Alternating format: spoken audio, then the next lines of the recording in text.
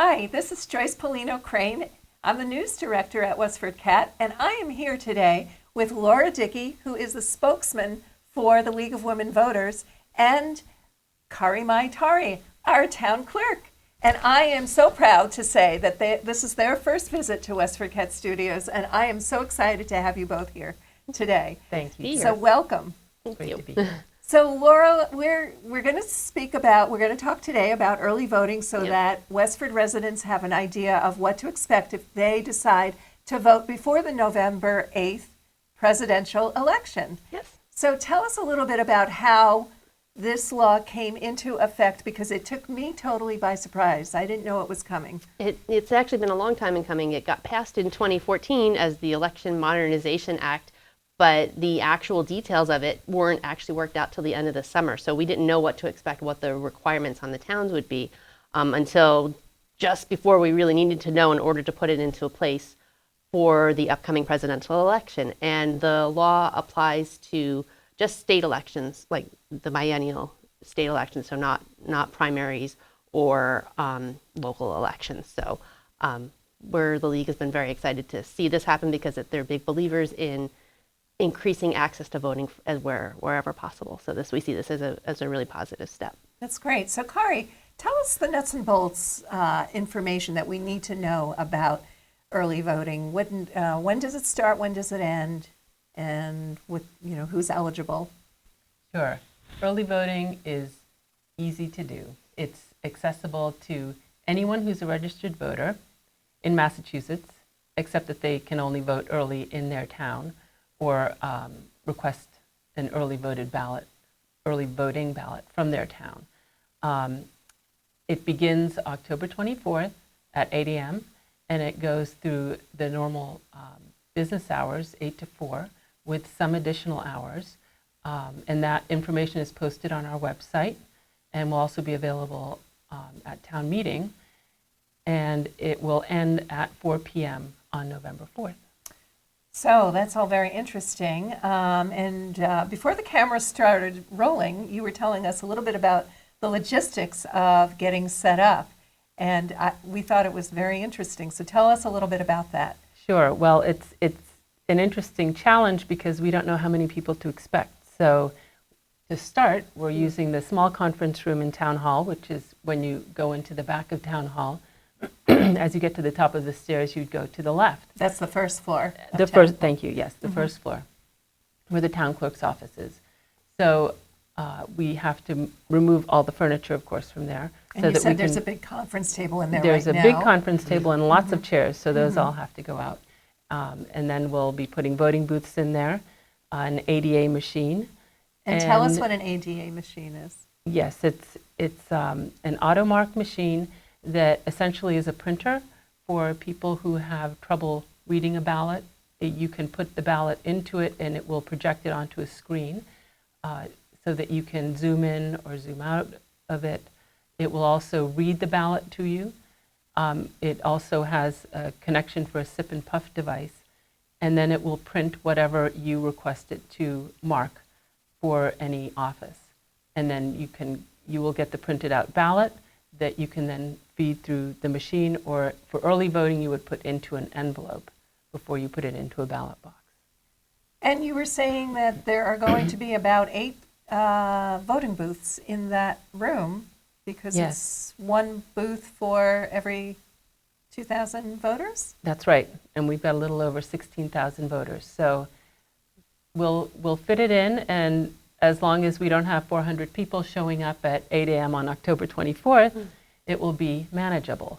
In total, we've got 96 hours of early voting to offer to Westford voters.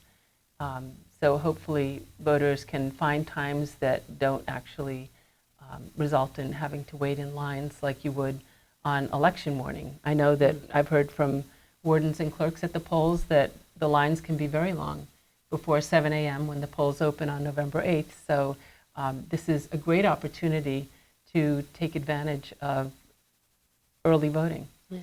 Absolutely.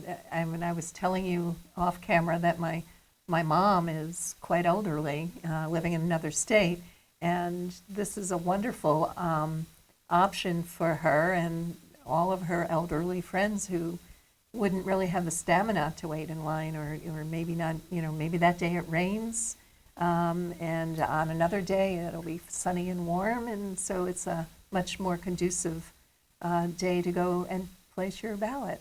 So, Right. And the hours that Westford is offering goes above and beyond what's required by the law. So the league's really excited about that. A lot of the league's work leading up to this has been encouraging towns to offer early voting.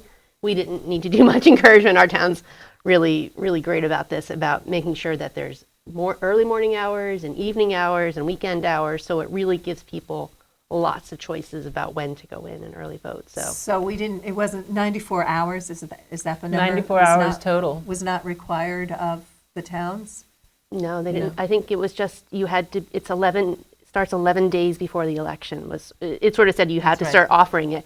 And at a minimum, you had to have one polling place and open normal business hours. I believe, right. That was the minimum of what you needed to do. So our town's doing more than that. And did Westford get some medal or something that you? They're going to get a silver, so they're going to get a silver medal in the early voting challenge. Isn't that wonderful? Yes, so we'll have to get you the graphic for the website. And you can proudly announce that you're met the criteria that they put in place to encourage towns all across Massachusetts to offer as many early voting hours as possible. Is that recognition from the state or from the League of Women Voters? I believe it's from there's a Massachusetts Election Modernization Coalition. So the league is part of that, but it's a group of a lot of organizations who wanted to encourage towns to do this. So Oh, okay. Well, we'll be looking out for that next week. proud of you guys. Very nice. There's also a grant that we'll be getting for being open on the Saturday. That's Saturday, October 29th from 10 to 2. So we're open for 4 hours, so that enables us to get at least $1,000 of grant money to offset the cost of early voting. And that's from the Secretary of the Commonwealth. That's great. So on, Yes. on your way to the Halloween party, you can wear your costume. Please wear your costume. Oh, Yes, that would be awesome. why not? You can Yes, early vote as well. Two birds with one stone. that's right. And I should mention the other additional late hours that we'll have are the 2 Tuesdays. So Tuesday, October 25th and November 1st, we will be open until 8 p.m. And then Friday, November 4th, which is the last day, we will be open at 6 a.m. The other thing I'd like to mention is for early voters, if you're coming in person, you do not need to fill out an application form. What you would be doing is going into that conference room, and there will be a voter checklist. So you will give your name and address. You will get a ballot and an envelope. You will vote your ballot. Then you will put it into the envelope and fill out the outside of the envelope. And then you will put your ballot in there and put it into a ballot box. It will not be tallied on that day that you're voting. It will be taken to the polls and tallied on election day. Now, by mail, you do need to fill out an application, and it is the voter only who would be filling out an application. It is not something that a family member can do. By the same token, the ballot itself needs to be mailed back or delivered by the voter, not a family member. So that's That was different my than next absentee question. voting. Yeah. Is that different than absentee That voting? is different than Okay. absentee So voting. give us a little bit of the differences between absentee and early voting. Sure. So absentee voting is for a voter who has a reason that they cannot make it to the polls on election day. Okay. So either they're absent from the town during polling hours, which is 7 a.m. to 8 p.m., or they have a physical disability that doesn't allow them to come to the polls, or for religious beliefs. Those are the three official reasons. And then a family member can apply on the voter's behalf, or the voter can apply. They would be able to vote at the counter. We've already had 618 absentee ballot applications that have been processed to date for this election. Of those, 83 are overseas or military voters. Wow. So a voter can either vote absentee at the counter, or we can mail it. They can't leave with the ballot, but it can be hand delivered back. Very interesting. I'm Lots learning. of options. Lots of options. Yes, So absentee voting, is that still available? it is still available Until what date? until noon the day before the election. So November 7th at noon is the deadline to apply for an absentee ballot. we will be open the weekend before on November 5th and 6th from 10 to 2 on each of those days for absentee voting. At that point, early voting will be closed, but absentee voting will still be available because, you know, there's always someone who finds out that Friday before that they have to leave for a business trip or for whatever reason on Monday or on Tuesday, and it's impossible for mail to reach them. So this just is another opportunity for voters to be able to participate in the presidential election. And this is an interesting question that I see here on the sheet. It says, can I, if I vote early, can I also vote on November 8th? And what's the answer to that? The answer to that is no, as long as your ballot has been received by the town clerk's office. So if you go and vote early in person, you voted. You don't get to vote twice. So, sorry.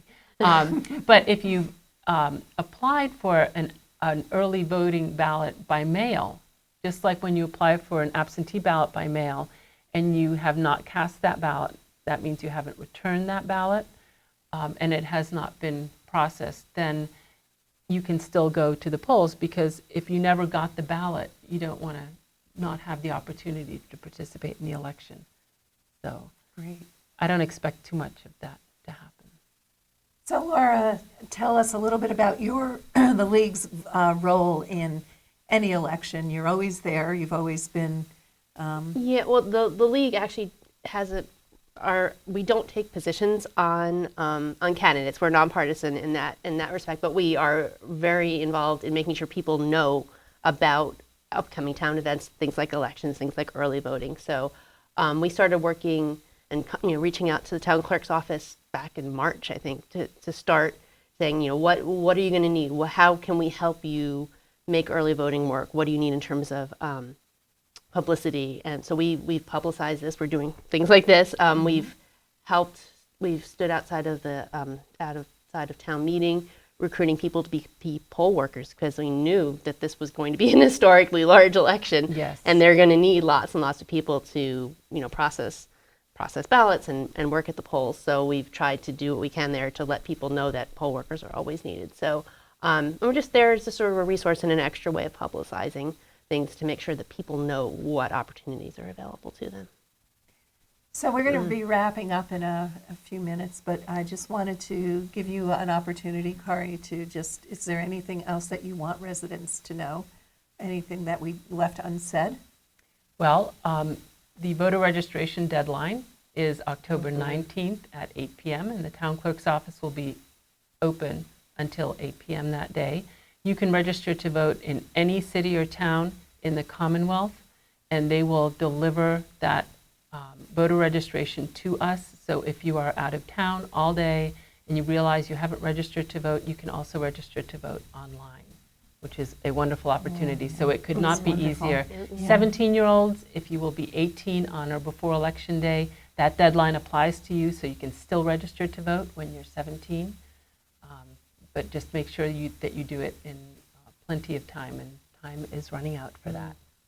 Yeah. I will say that when my older son Christopher voted for the first time in 2008, when Barack Obama was elected, I followed him in with a video camera. Well, I didn't follow him inside the poll, but I followed him to the door. I know I wasn't allowed to do that. I would have if I could have. But I followed him to the door with the camera and then waited for him to come out, and I recorded it for history. So all you parents out there, first-time voters, keep that in mind. It is an epic election. No cameras inside the polling place. Nope. I have to say that. No.